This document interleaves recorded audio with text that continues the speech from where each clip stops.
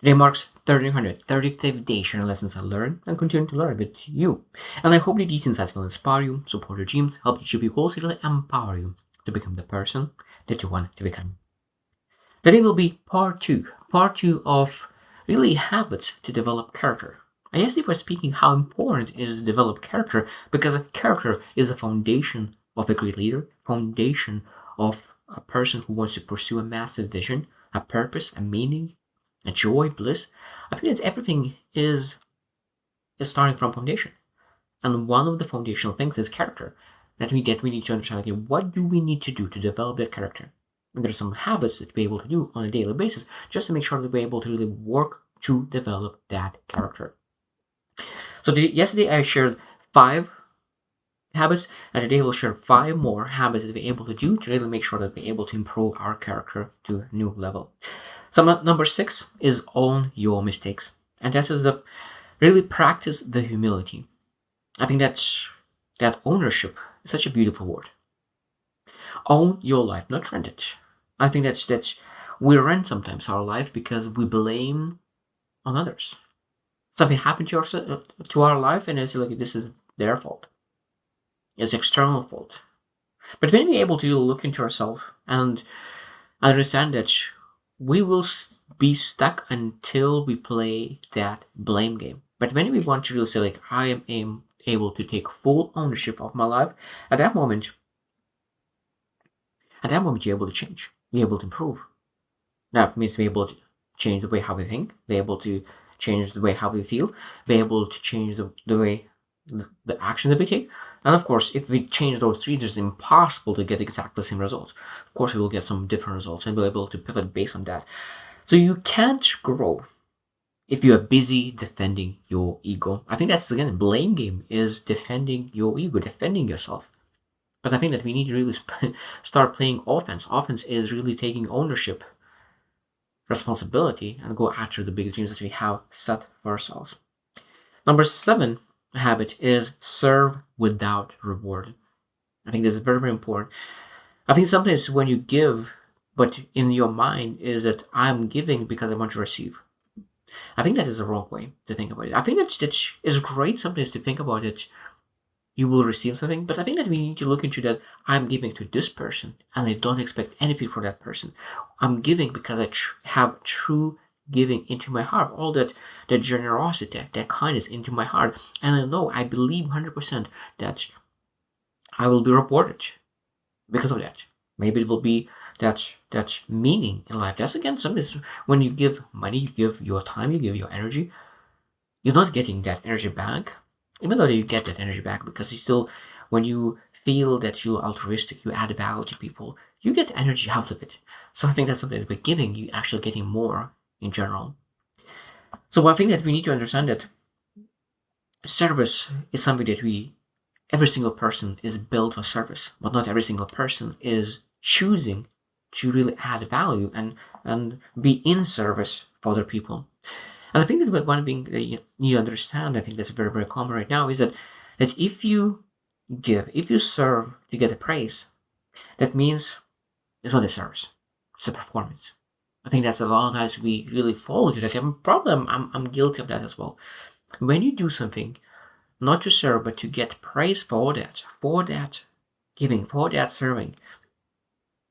That's why I think that the best givers, they don't tell anyone that they gave. They don't tell that they were kind. They don't tell anybody that they were generous, because they don't need praise from other people. They already praise by themselves. I think that's the powerful thing when you understand that you do kind things, you do generous things in silence. That is a powerful thing. I think that's, again, the highest level of service, when you do not need recognition because of that. Number 8 habit of developing your character is clean inner circle. That means the environment for growth. I think that sometimes we believe that we have amazing willpower, strong willpower, and we are not able to be not influenced by environment. But I truly believe that's not. I truly believe that every single person is influenced highly by their environment. Let's say that it might be some people willpower is very very very weak, and if the environment is strong, so it will be directed to that environment. If a person has a massive willpower, that means that and the environment is weak, of course it will be directed to that willpower. But imagine the situation is that you have amazing strong willpower, but your environment is very very strong as well. So what happens is that let's say that the willpower is from 1 to 10 is 9, and the environment, the influence of environment and the strength of environment from 1 to 10 is like 7 or 8.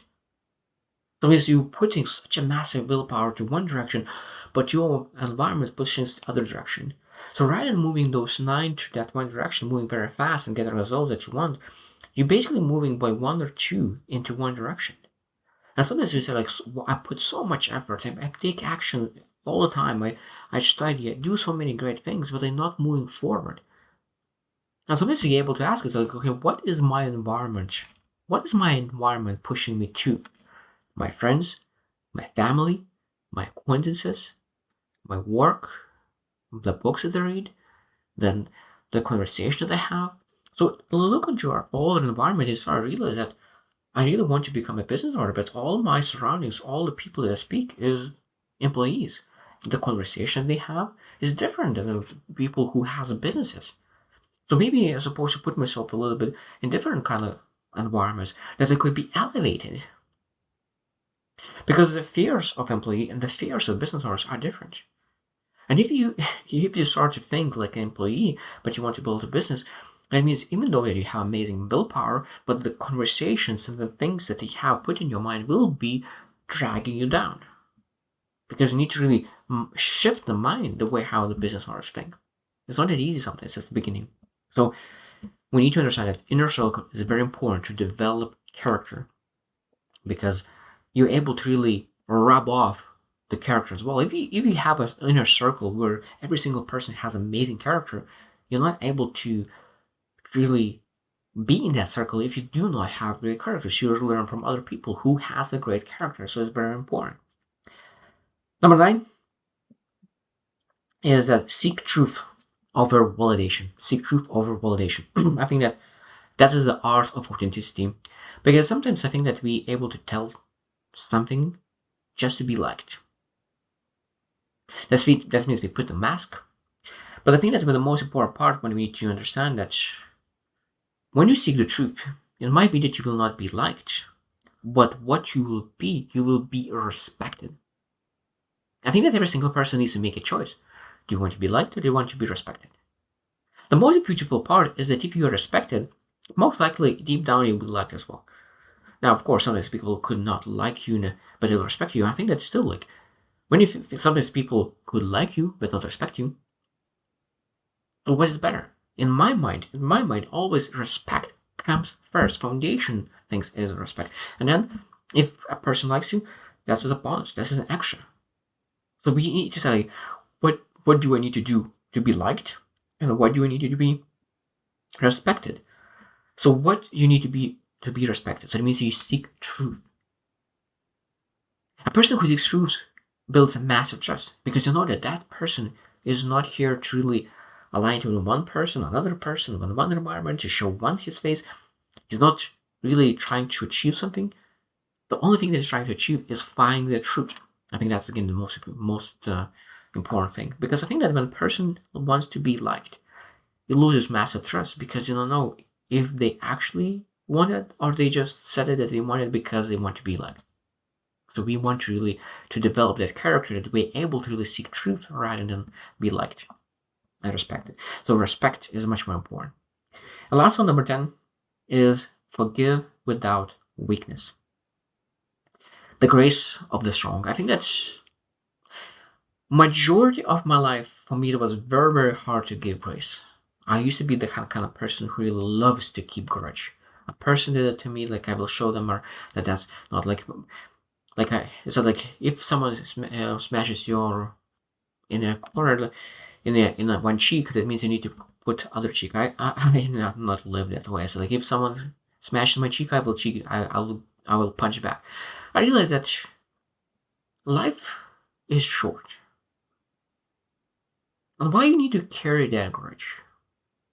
That means that when you have a minute of grudge, you can allocate that 1 minute to minute of joy, minute of bliss, minute of daydreaming, minute of there's so many great things to be able to do with that minute. Why are we supposed to keep that grudge?